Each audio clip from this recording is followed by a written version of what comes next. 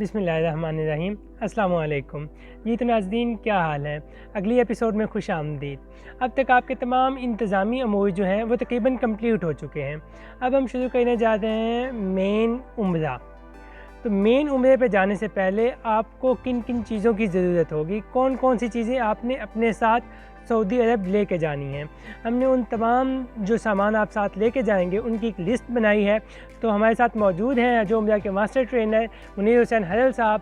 हम उनसे जानेंगे कि वो कौन सी चीज़ें हैं जो हमें हज उम्रा पे जाने से पहले अपने साथ लाजमन लेके जानी चाहिए।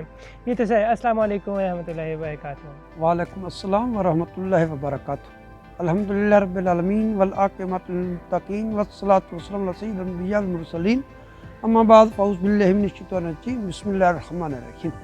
हम्द व सना रब तआला जल्ला जलालहू की कि जिसके फ़ज़ल से आप लोग मुक़द्दस सफ़र पर रवाना होने वाले हैं, और दुरूद व सलाम नबी सल्लल्लाहु अलैहि वसल्लम पर कि जिन्होंने छोटे छोटे अमाल इरशाद फरमाए हैं कि जिनके करने से हमें अजर अज़ीम मिलता है। तो आज बात हो रही है कि हम उम्रे पे जा रहे हैं तो हमारे पास क्या सामान होना चाहिए। सामान की अगर हम तैयार करना चाहें बहुत लंबी चौड़े लिस्ट तैयार की जा सकती है, पर हम टू द पॉइंट बात करेंगे कि क्या कुछ आपको चाहिए। क्योंकि जब आप जा रहे हैं, सामान आपको ज़्यादा लेके जा रहे हैं, ज़ाहिर है उसका वज़न ज़्यादा हो जाएगा। तो कुछ कंपनियां तो 30 किलो के करीब इजाज़त देती हैं और कुछ कंपनियां 45 किलो की इजाज़त देती हैं। आपका टिकट ऐसी कंपनी का है जो 30 किलो वज़न की इजाज़त दे रही है, तो आप इधर से ही वज़न ज़्यादा लेके जा रहे हैं, उधर से आप खजूर भी लाएंगे और चीज़ें भी ताइफ भी खरीदेंगे, तो आपका वज़न बढ़ जाएगा। इसलिए अपने वज़न को हमने कंट्रोल करना है। तो कंट्रोल करने के लिए हमने वो चीज़ें लेनी है जिनकी हमें वहाँ पे अशद ज़रूरत है। तो उसमें सबसे पहली जो बात है वो मर्द हज़रात के लिए अहराम है। 2 अहराम खरीदेंगे, एक अहराम कॉटन का, एक तौलिए का। कॉटन का जो अहराम है उसकी एक चादर एक तौलिए की चादर के साथ मिला लेंगे, उनका एक सेट बना लेंगे। तौलिए की जो चादर है वो हम मर्द हजरात ऊपर इस्तेमाल करेंगे और जो कॉटन की चादर होगी उसको हम बांधने के लिए इस्तेमाल करेंगे। ख़वातीन का अहराम उनका लिबास ही होता है, इसलिए वो जो भी लिबास अपने साथ सूट लेके जाएंगी उनको बतौर अहराम भी इस्तेमाल कर सकती हैं। हाँ, वो सूट उनके इतने टाइट नहीं होने चाहिए कि जिस्म के ऊपर पंस कर आती हूँ, या बारीक नहीं होने चाहिए कि खुदा ना खास्ता उनमें से जिस्म झलकता हो। तो उनके लिए ये एहतियात ज़रूरी है। मर्द के 2 अहराम, एक काटन और तौलिए की चादर का एक अहराम और एक दूसरा इसी तरह बना लेंगे। तो 2 अहराम कम अज़ कम हर मर्द अपने साथ लेकर जाएगा। दूसरी चीज़ सूट, 2 से 4 सूट।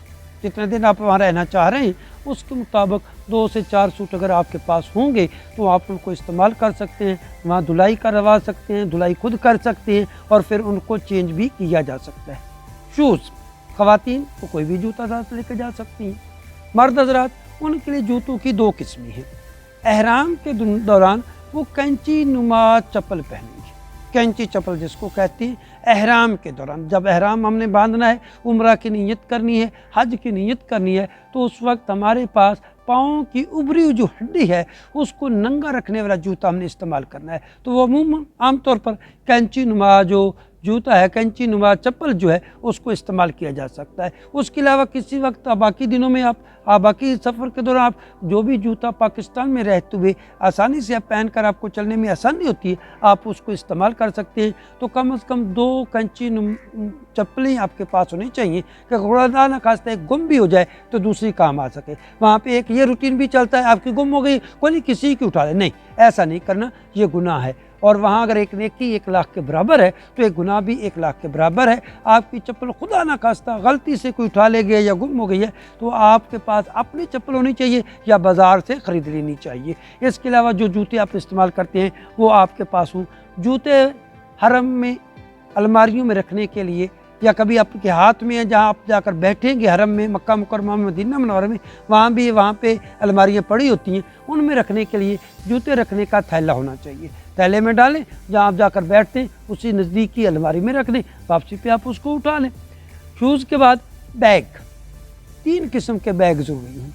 हैंड बैग, छोटा बैग जिसमें वो जो कागज़ात आपको आपके ट्रैवलर एजेंट से मिले थे, आप वो रख सकें, शनाख्ती कार्ड रख सकें, तस्वीर रख सकें और उसमें और ज़रूरी कागजात रख सकें, कुछ करेंसी रख सकें। तो वो एक तो वो आपके पास हैंड बैग होना चाहिए जो हर वक्त आपके हाथ में हो और कहीं रख कर भूलना उसको नहीं है, क्योंकि उसमें तमाम आपके डॉक्यूमेंट्स होंगे।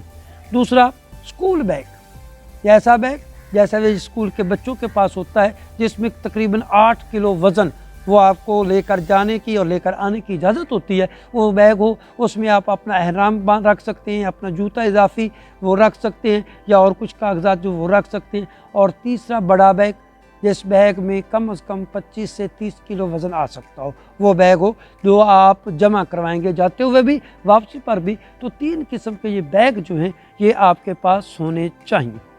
मोबाइल ज़रूरत है, रब्ता रखना पड़ता है, घर वालों से भी रखना पड़ता है। आपके साथ कुछ साथी जा रहे हैं, वो जब वहाँ मक्का मुकरमा मदीना मुनव्वरा पहुँचेंगे, आगे पीछे हो जाए तो आपके पास नंबर होंगे, एक दूसरे को कॉल करेंगे तो इजीली एक दूसरे के साथ मिल जाएंगे और ज़हनी टेंशन का आपको शिकार नहीं होना पड़ेगा। इसलिए मोबाइल भी हों और उनके चार्जर भी हों, ताकि आप उनको चार्ज कर सकें। जब होटल आएँ चार्ज कर लिया करें, वो जब हरम जाएँ तो हरम में ये बात ज़रूर ध्यान में रखनी है कि उनकी आवाज़ जो है वो साइलेंट पे लगा देनी है। वहाँ पे मौसीकी नहीं चलनी चाहिए, आवाज़ नहीं आनी चाहिए। ज़रूरत के तहत आप लेके जा रहे हैं और मुमकिन हो तो घर वालों के साथ टाइम जो है वो उसका कर लें कि इस टाइम हम कॉल करेंगे, तो उन औकात में घर वालों के साथ बात करें। बाकी आपकी बिल्डिंग पे हो, साथ ले जाना है तो साइलेंट पे लगा के रखें या दौरान नमाज उसको बंद कर दें। अगर आप ऐनक इस्तेमाल करते हैं तो कम से कम 2 ऐनकें ज़रूर साथ लेके जाएँ। वहाँ खुदा न खास्ता ऐनक टूट गई, आपकी आईसाइट की वजह से प्रॉब्लम बढ़ सकती है, वहाँ पे रियालों में ऐनक बनेगी, महंगी बनेगी। इसलिए आपके पास इजाफी ऐनक होनी चाहिए ताकि आपको वो परेशानी ना हो। दवाइयाँ किसी डॉक्टर से मेडिकल की जो मेडिसन है वो लिखवा लें। ख़ास तौर पर कुछ ऐसी प्रॉब्लम्स होती हैं जो जनरल प्रॉब्लम है, आप ख़ुद भी इस्तेमाल कर सकते हैं, साथ ही हाजी को भी इस्तेमाल करवा सकते हैं, और कब्रों वालों की हाजी की कोई ज़रूरत हो उनको भी दे सकते हैं। मसलन पेट दर्द है, सर दर्द है, जिस्म दर्द है, बुखार हो गया, पेचिश खुदा ना खास्ता किसी वजह से लग गए, तो इस किस्म के जेन्युइन जो चीज़ें हैं, प्रॉब्लम्स हैं, उनकी मेडिसिन आपके साथ होनी चाहिए। डॉक्टर से लिखवा लें, बाज़ार से ख़रीद लें, पैकिंग में हो, खुली नहीं होनी चाहिए। इसी तरह आप शरबत वगैरह जो है, सिरप वगैरह जो है, वो भी ले जाने की इजाज़त बहुत ही कम मिलती है। तो बाकी पैकिंग में दवाई जो होती है वो आप अपने साथ ले जा सकती हैं। तस्बीह, 2 तस्बीह हाथ लेके जाएं। एक तस्बीह 7 दानों वाली हो, ताकि आप जब तवाफ़ कर रहे हों तो तवाफ़ के चक्करों की सिलसिले में तज़ब्ज़ब का शिकार ना हो। हर चक्कर पे एक दाना जो है वो आप गिरा दिया करेंगे, तो एक ये बाज़ार से मिल जाती है 7 दानों वाली तस्बीह हो और एक 100 दाने वाली तस्बीह हो, ताकि जो आप ज़िक्र अज़कार करना चाहें वो वहाँ पे कर सकें। जाए नमाज और टोपी, वहाँ पे हरम में सफ़ें ख़ास बरामदों में होती हैं, बाकी फ़र्श होता है, फ़र्श पे भी आप पढ़ सकते हैं। कई दफ़ा इतना रश होता है कि फ़र्श से बाहर बाज़ार में आपको नमाज़ पढ़ना पड़ गई है, तो वहाँ जब पढ़ेंगे आपके पास चाहे नमाज होगा तो आपके लिए आसानी हो जाएगी। चाहे नमाज वहाँ से भी मिल सकता है और वो महंगा मिलेगा। और वहाँ से जो आपने ताइफ ख़रीदनी है उनमें जहर नमाज की सिलेक्शन नहीं करनी, क्योंकि जहर नमाज महंगा मिलेगा और वज़न को बढ़ा देगा। तो जहर नमाज के बजाय बाकी ताइफ जो हैं उन पे आप जो है वो निसार कर सकते हैं। तौलिया और बुनियान ज़रूरत के मुताबिक आपके पास हूँ, टिशू रोल हूँ। पानी की बोतल बहुत अहम है, मौसम के लिहाज से पानी की ज़रूरत होती है। पानी पीना चाहिए, बल्कि पीना क्या चाहिए, हरम में जाएंगे, पानी की बोतल आपके पास है तो वहाँ से पानी भर लेंगे, वापस बिल्डिंग पे आएंगे वो पानी इस्तेमाल कर सकते हैं। पाकिस्तान मुल्क में तो आपको खालिस आब ज़मज़म भी नहीं मिलता, वहाँ पर जितना आब ज़म पी सके पिए, तो आब ज़मज़म से वो बोतल आपकी भरी होगी। वैसे भी मौसम की शिद्दत के मुताबिक वो काम आएगी। छतरी, मौसम अगर आप अप्रैल मार्च से लेकर सितंबर तक इस दौरान में सफ़र पे हैं तो आपके पास छतरी भी होनी चाहिए, क्योंकि वहाँ हिद्दत खूब होती है, गर्मी खूब होती है। उम्रा हो या हज हो उसमें वो आपके काम आएगी। सऊदी रियाल और पाकिस्तानी करेंसी, ये भी आपकी जेब में होनी चाहिए। सऊदी रियाल कितनी होनी चाहिए? औसतन अगर आप मुनासिब खर्च करने वाली शख्सियत हैं, एक वक्त का एक खाना जो आप लेंगे वो इतना होता है कि 2 फर्द आसानी से खा सकते हैं, और वो एक वक्त का खाना कम से कम 8 से 10 रियाल का मिलेगा। तो 2 वक्त का खाना 20 रियाल का मिलेगा, तो वो 2 अफराद खा सकती हैं। इसलिए आपके पास कम से कम डेली बेस पे आप देखें तो जितने दिन का पैकेज हो 20 रियाल पर डे के हिसाब से आपके पास होने चाहिए। और पाकिस्तानी करेंसी भी 4-5 हज़ार रुपये आपकी जेब में हो, ताकि जब आप जा रहे हैं पाकिस्तानी एयरपोर्ट पे हैं तो वहाँ कोई चीज़ आपने लेनी है वो काम आ सके।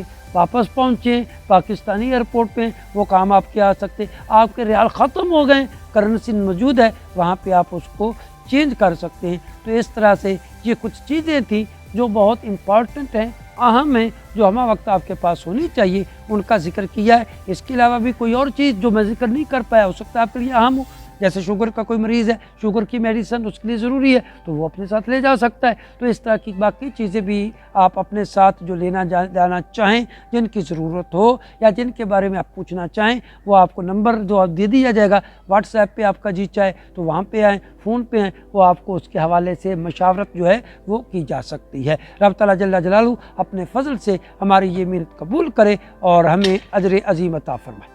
जी तो नाज़रीन, उम्मीद है आपने जो सही ने चीज़ें बताई हैं वो सब नोट कर ली होंगी। सही ने बताया कि अद्वियात अपने साथ आप लाज़मन लेके जाएं।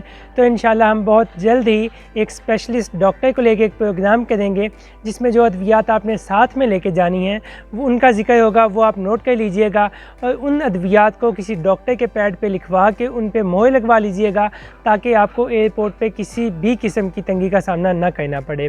तो इंशाल्लाह अगली एपिसोड के साथ बहुत जल्द मुलाकात होगी। तब तक अपनी दुआओं में याद रखिएगा। अस्सलामु अलैकुम व रहमतुल्लाहि व बरकातुहू।